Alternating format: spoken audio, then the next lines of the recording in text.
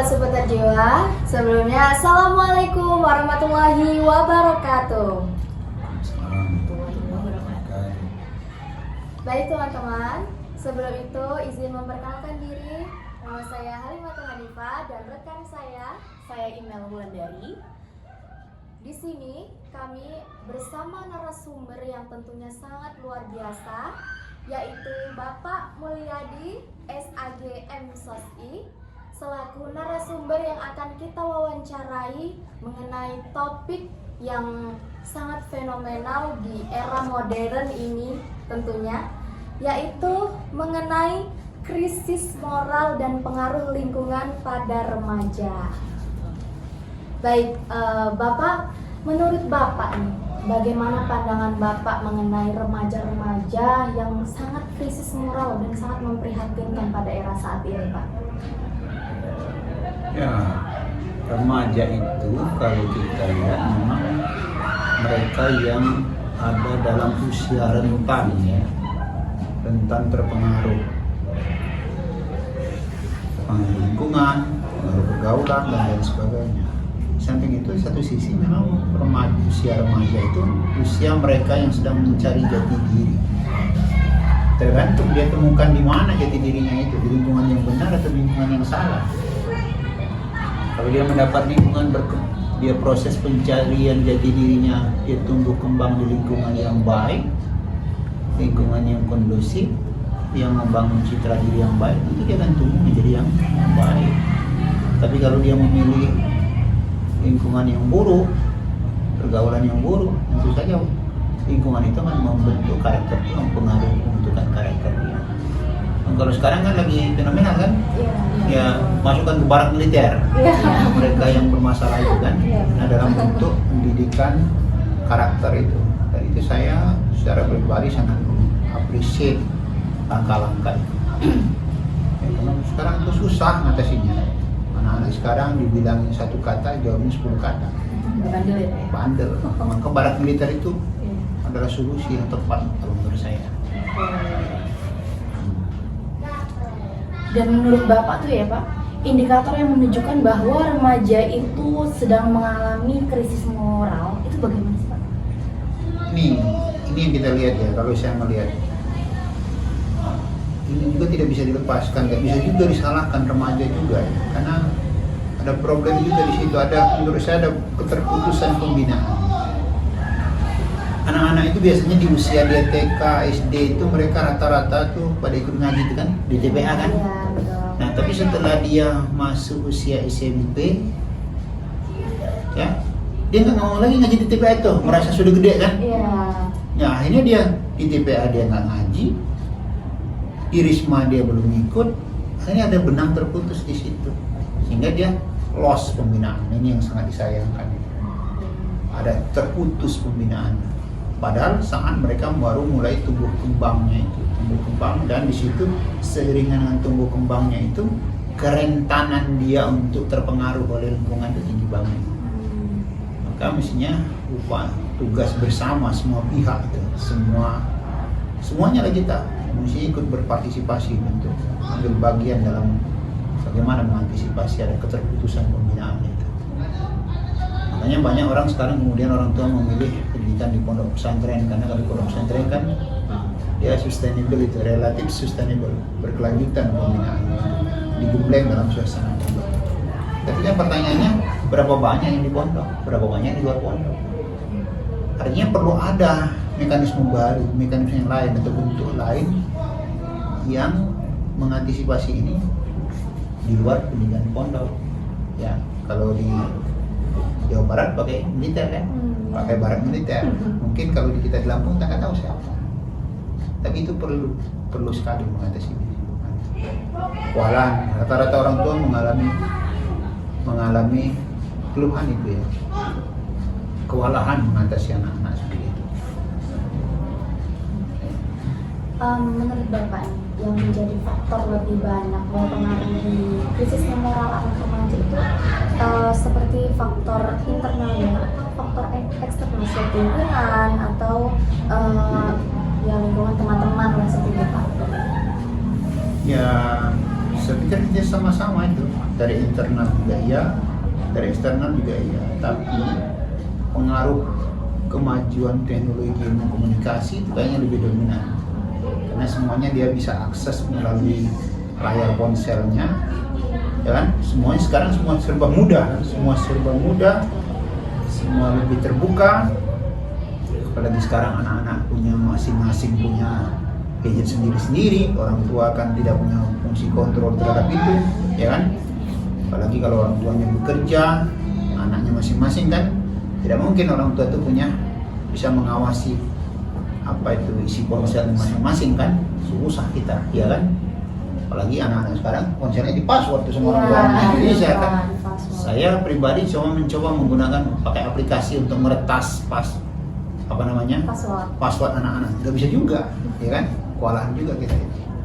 Tapi mungkin ya problem juga ini karena family gathering kalau dalam konteks psikologi itu ya, suasana happy family-nya itu yang juga mungkin sekarang ini hilang ya di tengah keluarga. Maka kalau saya kayak masih memujilah orang dulu ya, orang generasi orang tua dulu dengan generasi sekarang. Kalau orang tua dulu kan makan saja bisa, makan itu dia harus berjamaah anak-anaknya itu. Pokoknya dia punya keluarga besar 9 orang bersaudara, makannya bareng. Jadi waktu dia makan bareng itulah dia ada happy, suasana kekeluargaan itu akrab. Kontak antara orang tuanya saudara dengan saudara itu ketemu. Hingga muncul kebersamaan itu. Hingga dia ada ruang untuk bersama. Nah sekarang mana ada itu? Makan masing-masing, ya kan? Kadang-kadang itu yang belum makan, yang sudah makan terpaksa menghemat kan untuk menyisakan yang belum makan. Ujung-ujungnya dia ketinggalan makan nggak makan, ya makanan itu di keluarga-keluarga seperti itu. Nah bagaimana itu mengembalikan itu saya juga nggak tahu seperti apa itu. Saya ngomong, wah kita kembali ke zaman dulu Pak. Menurut saya kembali ke nilai-nilai dulu itu bukan pantangan, bukan hal yang tabu.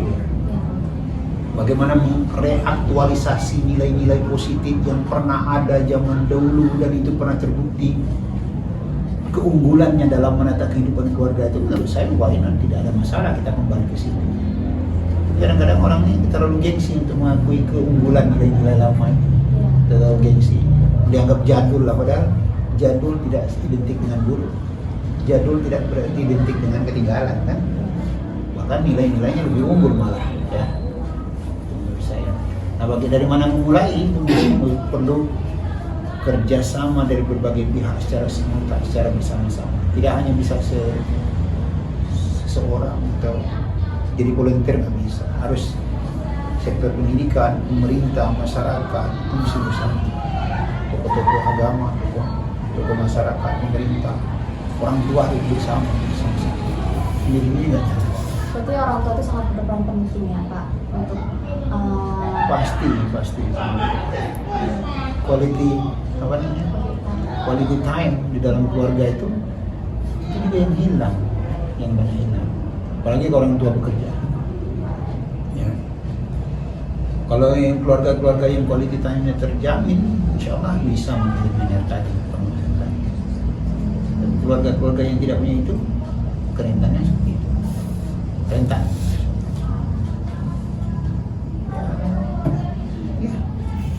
Tahu saya seperti apa harus. Jangan berbeda banget ya. Iya. Oke, menurut Bapak nih ya Pak ya, sejauh mana sih Pak lingkungan pendidikan berkontribusi dalam membentuk atau bahkan mengabaikan aspek moral remaja pada saat ini? Ini ya masalahnya sekarang nih, lembaga pendidikan kan sekarang sedang mengalami problem kalau menurut saya dengan adanya undang-undang apa itu yang anak nggak boleh dihukum kan? Oh iya. Ya kan ada kan undang-undang. Jadi guru kan nggak boleh menghukum, anak-anak nggak boleh menghukum, nggak boleh hukum kan? Nggak boleh. Kalau ada malah diadukan orang gurunya. Dampaknya apa coba? Guru cuek. Apa yang gue pusing-pusing sih? Bukan anak saya lagi. Saya penting saya ngajar dah, saya belum gaji gitu. Jadi mendidik jadi hilang. Yang ada hanya ngajar doang. Guru. Kalau dulu itu mendidik. Bagaimana? Guru itu jadi orang tua bagi anak itu selama sekolah. curahan kasih sayang segala macam itu ada pada guru. Ketika dia salah ya sama seperti orang tua, ketika orang tua melihat anaknya salah ya dihukum. Mestinya kan begitu, tapi sekarang kan ada undang-undang perlindungan apa itu? Perlindungan anak, apa mengerti saya undang apa itu? Itu perlu ditinjau undang-undang itu. Iya, Menurut saya. Kenapa itu? Sehingga guru jadi, saya banyak dengarkan guru, wah sekarang susah Pak. Akhirnya apa? Kami ya lebih mending nyari aman lah daripada, kan naik banget jadi guru jadi masuk penjara kan? Iya. Berisiko banget kan jadi guru masuk penjara, salah, padahal anak yang salah. Iya. Itu juga faktor orang tua, kesadaran orang tua juga perlu diikuti. Menurut saya perlu ada sekolah untuk orang tua, ya. Mungkin sekolah bisa memfasilitasi apa nggak tahu sekolah atau lembaga mana yang ada pendidikan untuk orang tua menjadi orang tua yang baik, itu perlu sekolah. Ada sekolah pendidikan orang menjadi orang tua yang baik perlu gitu. Ya anak dididik di sekolah malah orang tuanya ribet. Maka saya tuh setuju banget itu dengan ada program, kalau saya masih lagi ke KDM lagi kan. Itu nggak usah anak itu diantar sama emaknya di sekolah, malah ngerumpi di sekolahan, malah ujung-ujung intervensi sekolah, hibah di situ, ujung-ujungnya nggak jelas. Anak berangkatlah sekolah, serahkan kepada sekolah, beri guru waktu yang leluasa untuk mendidik anaknya, percayakan pada mereka. Di rumah tanggung jawab kita tentu saja dengan berkoordinasi dengan guru. Ini mah kadang-kadang campur tangan orang tua terhadap sekolah, ujung-ujungnya sekolah jadi berjalan dengan baik. Problem menurut saya. Kalau salah satu di antaranya undang-undang itu menurut saya perlu direview ulang undang-undang. Jadi yang disebut kekerasan itu yang seperti apa? Kalau memberikan hukuman untuk mendisiplinkan untuk anak itu menjadi baik, menurut saya tidak bisa dikenakan undang-undang. Ya, itu ya lembaga pendidikan. Guru juga nantinya jadi berhati-hati banget ya Pak. Oh iya, risiko lah. Saya betul kita jadi guru malah masuk penjara gara-gara ngurusin anak orang. Naik banget kan? Iya. Iya, mending kita cari aman mereka. Benar juga, saya bisa juga nyalakan guru-guru itu kan. Ya kan? Dia cuek kepada anak daripada jadi urusan dia kan? Betul. Iya. Kan Bapak ini sebagai seorang dosen ya Pak di kampus kita ini. Apa sih Pak peran perguruan tinggi dalam menangani dan mencegah krisis moral sejak dini itu Pak? Bagi kepada mahasiswa nih Pak, kelas remaja aja banyak, apalagi mahasiswa kan ya Pak yang jauh lebih dulu gitu kan Pak. Ini menurut Bapak itu bagaimana Pak? Kalau itu ya menurut saya yang harus dikedepankan itu adalah keteladanan ya, di perguruan tinggi itu. Keteladanan dari semua sektor, semua komponen lah menurut saya dalam penanaman itu ya. Kan repot juga sekarang kan kalau di level mahasiswa, kalau ketemu dosen yang ketat banget, yang rewel kan, jadi nggak benar juga dosen itu, malah diberi stigmatisasi yang nggak enak kan. Waduh, dosen killer nih. Padahal dia ngajak baik malah dikasih apa nih stigma dosen killer. Yang ngeloskan aja nih dia nih dosen enak gitu. Kan jadi kacau jadinya. Sebenarnya kan gitu loh. Jangan-jangan dosen juga sudah berpikir seperti guru juga, jangan-jangan seperti itu. Ayolah, urusan aja lah. Tapi kalau saya enggak, selagi masih bisa saya tegur, saya masih itu gak benar dan terjadi depan saya pasti saya tegur. Ya pasti saya marahin. Ya. Tapi beda banget. Saya merasa beda banget. Saya usia sekarang dengan usia dulu. Usia dulu di bawah 40 ke bawah lah pokoknya galak sama segala benar marah saya, marahnya benar. Sekarang agak slow. Duduk santai, belum sholat, duduk santai itu. Saya giring gitu. Sholat kamu apa? Nggak ada nilai kamu, kan lulus nanti kamu berangkat. Kalau sekarang ayo sholat sana. Saya balik lagi belum juga. Kamu belum sholat ya? Sudah kok Pak. Dari mana tadi? Saya berangkat kamu di situ. Saya pulang kamu di situ. Kalau dulu saya mau tahu berangkat. Dulu beda. Nah, jadi mestinya semuanya begitu dosen peduli seperti itu. Tapi kan dosen juga mungkin takut dengan stigmatisasi mahasiswa tadi kan? Ya kan? Beneran daripada saya dicap mahasiswa begini-gini, dosen begini, mending saya yang temas saja lah yang enak gitu. Oke, serba salah kan jadinya. Tapi Kalau saya mah salah nggak apa-apa, yang penting benar. Ya. Ini kan. Oke. Gitu. Oke, apakah kurikulum pendidikan saat ini sudah cukup Pak menekankan pembentukan karakter dan moral atau masih terlalu fokus pada aspek kognitif? Bagaimana Pak? Nah, itu dia ya. Menurut saya pendidikan di Sumatera ini itu aspek moral itu lebih, menurut sekarang itu masih kurang, perlu dikembalikan lagi ya. Makanya saya bilang tadi, nilai lama itu tidak selamanya jelek.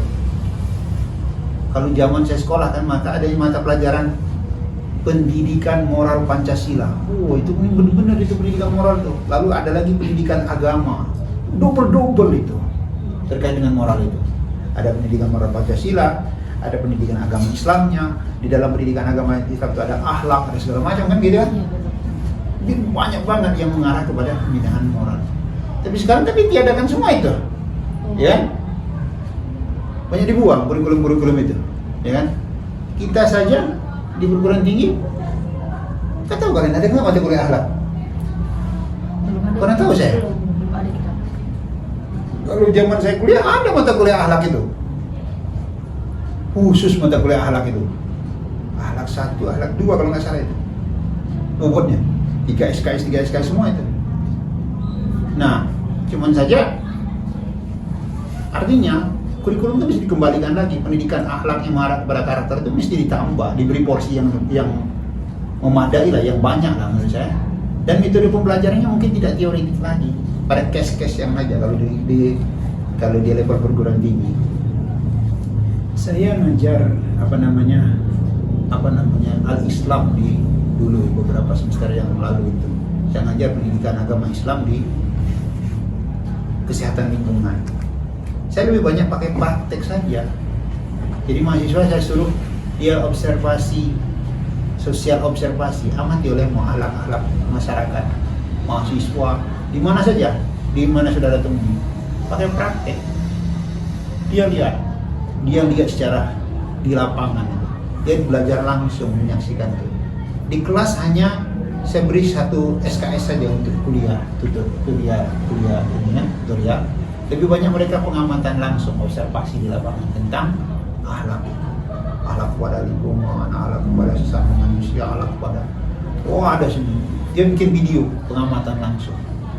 Bahkan ada dia pakai eksperimen, muji orang itu seberapa akhlaknya. Ada juga banyak. Itu dia lebih berasa. Nah, mungkin itu yang perlu kita bangun lagi dalam kurikulum kita. Yang mesti ditingkatkan. Perlu redesign ulang menurut saya dari kurikulum tentang akhlak itu di lembaga pendidikan kita. Dari Bapak sendiri nih Pak, Bapak punya nggak sih Pak pengalaman sendiri gitu terkait masalah pada moral remaja dan mahasiswa yang tadi, yang udah pernah Bapak alamin selama ngajar, mungkin itu Bapak punya nggak pengalaman tersendiri, itu boleh dong Pak diceritakan sedikit. Oh, pengalaman saya. Ya. Kalau dulu saya pernah, saya masih muda, masih galak-galaknya saya itu ya. Saya pernah juga sering saya ceritakan di kelas itu. Dulu ada mahasiswa kita, saya lupa jurusan apa, tapi mahasiswa kita lah. Waktu itu saya masih jadi tenaga edukatif, tapi masih dikaryakan sebagai tenaga administrasi, belum sepenuhnya dosen waktu itu. Saya masih ingat tuh, bulan puasa tuh. Lalu saya bulan puasa mau berangkat ngajar ke ruang kelas. Nah, di gedung B itu, di teras, di tangga gitu. Kayak sekarang ada tangga dibangun, dulu memang sudah ada tuh emperan di sana itu. Itu ada sepasang mahasiswa-mahasiswi. Bulan puasa dia enjoy aja kayak orang nggak anu itu. Pacaran lah bahasanya ya. Lalu saya tuh, kamu berdua apa maksudnya begini nih? Nah, gitu. Terus yang lakinya bilang, apa sih Pak? Penulisan Bapak? Gitu. Lalu karena saya masih di usia 40-an, di bawah 40 malah gitu, langsung saya bilang, kamu tunjuk mukanya. Kita selesaikan nanti setelah saya jam mengajar ya. Setelah selesai saya ngajar, kita selesaikan. Saya tinggalkan, dia ngajar kan. Saya keluar ngajar, saya kembali lagi ke ruangan. Dia sudah ada untungnya dia sudah ada di depan meja saya, yang laki itu. Dia langsung bilang, "Pak, saya minta maaf, Pak." "Minta maaf apa? Untuk yang tadi, Pak." "Yang tadi yang mana?" "Yang tadi, Pak. Saya hilaf, Pak." Saya bilang, "Untung kamu minta maaf. Kalau kamu nggak minta maaf, terus kamu dengan cara kamu tadi, apapun mau kamu saya layani." Itu pengalaman saya. Pernah itu terjadi kayak gitu. Ada juga teman saya waktu saya kuliah ada teman saya. Akhirnya dia dapat nilai kecil betul dari dosennya. Saya ingat betul. Dia bertanya sama saya, "Kok saya kalau ngadap sama dosen itu nggak pernah dilayani ya?" Kata dia. "Kok bisa? Dosen siapa? Dosen ini." "Oh, enggak kok, itu kan enak dosennya, kenapa bisa begitu?" "Gak tahu, kalau saya nggak pernah dilayani kalau ngadap dia." "Coba kayak mana kamu?" Nah, suatu masa saya lagi sama teman saya itu, dosen itu datang. Dia lagi jalan datang. Teman saya langsung bilang, "Bu, gimana tugas saya gini?" Sambil jalan gitu. Saya bilang, "Ini penyebabmu, kau tidak pernah dia mau kamu ngadap. Caramu itu dengan dia yang nggak benar." Maksudnya, tunggu dulu dia masuk ke ruangan, ya kan? Dia istirahat dulu di ruangan, baru kamu masuk. Kau sambil jalan. Dia, kau kira siapa itu? Gak ada tata keramanya sama dosen. Oh iya gitu ya. Nah itu satu. Nah saya sendiri pernah juga begitu memperlakukan mahasiswa. Saya ingat betul itu. Saya dulu sebelum masih muda saya urusan di samping sebagai dosen juga saya menangani urusan administrasi. Jurusan waktu itu ada 2 jurusan karena Pak Kaprodinya itu dulu berangkat S2 dulu kan. Sudah ada kawan juga. Jadi 2 jurusan KPI dan MD itu saya yang megang dulu administrasi. Jadi ada satu mahasiswi yang dikenal di kampus ini di Fakultas Dakwah ini kalau pakaiannya itu ekstra super ketat pakaiannya. Terkenal. Jadi bagaimana supaya saya mengobati penyakitnya itu? Setiap dia mau ada urusan di meja saya, nggak pernah saya layani dia. Nggak pernah saya layani dia. Terus bingung sendiri dia. Akhirnya dia tanya sama orang. Mungkin dia cari tahu kenapa saya kalau mau berurusan ketemu bapak itu dia nggak mau melayani saya. Masih ingat saya. Sampai sekarang saya masih ingat nama anak itu. Karena kalau ada kasus itu pasti saya terbenak namanya. Inisialnya K itu. Ya. Akhirnya dia kasih tahu temannya. Lalu dia berubah penampilan. Dia anak mahasiswi kan. Dia rubah penampilannya. Dia pakai baju yang benar gitu kan. Pakai jilbab yang benar. Dia langsung, "Pak, saya ada perlu untuk ini." Langsung saya ada, apa urusannya? Kita selesaikan. Tapi dia bilang, "Kamu kan bisa seperti ini. Kenapa kamu tidak bisa seperti ini selama ini?" Pak, gini. Saya nggak tahu setelah zaman dia jadi apa. Tapi saya sempat menshock terapi dia dengan tidak memberi pelayanan karena dia tidak secara moral, dia tidak benar secara moral sebagai mahasiswa Fakultas Dakwah dengan pakaian yang seperti itu. Apalagi berurusan dengan dosennya, akan menghadap dengan dosennya dia. Dan itu kan, dia berubah penampilan, pakaian yang menyesuaikan yang syar'i, dia menghadap saya ada urusan. Apa urusannya? Saya bantu. Apa yang bisa saya bantu? Kita selesaikan.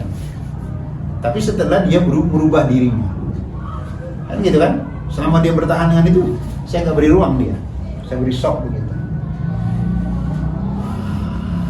Dulu waktu saya masih di Indonesia. Kalau sekarang kan yang berinteraksi dengan saya itu kan jarang, hanya yang mahasiswa bimbingan saya, yang saya ajar, yang nggak saya ajar kan, ya nggak ketemu saya, nggak ada urusan, ya kan? Gitu. Bapak, jadi pesan atau harapan dari Bapak sendiri untuk kita generasi muda agar mampu menjaga integritas moral di tengah tantangan zaman sekarang itu bagaimana Bapak? Kita itu dituntut untuk menjadi orang yang selalu baik, bukan terbaik. Kalau terbaik kan cuma sekali, ya kan? Yang itu kan sekali kan. Iya. Tapi kalau selalu berarti kita selalu dalam kebaikan. Kadang-kadang orang terjebak itu mau ingin yang padahal cuma sekali, tapi selalu baik, selalu berharap baik, begitu. Karena itu maka kita harus banyak belajar konsepsi akhlak yang baik itu seperti apa. Lalu kemudian muhasabah diri kita udah di mana nih? Dan ilmu juga belajar memperbaiki diri itu tidak ada kata selesai. Sepanjang hayat belajar memperbaiki diri itu. Itu orang kan berproses untuk sampai kepada diri yang sempurna, walaupun kita tidak akan sampai kepada sempurna itu, tapi mendekati kesempurnaan dengan proses belajar sepanjang hayat itu menurut saya itu kita lakukan. Salah, it's okay lah, tapi kan tidak berarti kemudian salah untuk selamanya, ya kan? Menurut saya orang yang baik itu orang yang pernah salah kemudian menginsafi kesalahannya lalu dia berubahnya, daripada dia nggak pernah salah. Kenapa? Dia nggak berbuat apa-apa. Gimana ketahuan dia benar kalau dia nggak pernah berbuat apa-apa? Salah apa-apa, itu berbaiki, itu bisa berbaiki. Kita itu, apalagi kita kalau kita didakwah ini, mestinya kan kalau ikut mata kuliah saya kan mestinya masing-masing diri siapapun dia di dakwahnya harus menjadi dai dan mati, ya kan? Ketika ada yang kurang pada diri orang lain dan teman-teman kita bertindak sebagai dai untuk membantu dia memperbaiki diri. Tapi bukalah diri kita seluas-luasnya untuk menjadi madu bagi yang lain terhadap kekurangan kita kan. Jangan ditegur orang marah, nasihati orang aja mau, giliran nasihati orang malah ngamuk. Tidak boleh. Maka kalau kita salah, ada kawan ingati, berterima kasihlah kepada dia karena dialah teman sesungguhnya. Ya kan? Iya. Dialah teman kita yang sesungguhnya ketika dia mau mengingatkan kita ketika kita ada dalam keadaan kesalahan. Tapi kalau dia dicuekin aja kita, itu teman yang menyengsarakan, menjerumuskan. Buka diri untuk terima dakwah orang lain, gunakan apa yang kita punya untuk juga memberi kebaikan bagi orang lain. Itulah saling ingat mengingatkan. Kan keren kan ajaran Islam? Keren kan ajaran dakwah itu? Itu menurut saya. Oke? Sangat menarik ternyata teman-teman obrolan kita mengenai krisisnya moral. Tapi emang begitu memprihatinkan ya Pak, moral anak-anak yang khususnya kita lah, anak remaja ini pada era ini. Oke Bapak, kami tim Seputar Jiwa mengucapkan terima kasih yang sebesar-besarnya atas izin Bapak untuk memberikan kami relasi baru, pengetahuan baru mengenai ya krisisnya moral terutama. Mungkin itu saja yang dapat kami berikan kepada teman-teman semua. Semoga apa yang beliau sampaikan tadi dapat menjadi pelajaran untuk kita semua dan nasihat serta pengingat untuk kita semua. Cukup sekian. Saya Halimatul Hanifah dan rekan saya dan saya Inel Wulandari pamit undur diri. Wassalamualaikum warahmatullahi wabarakatuh.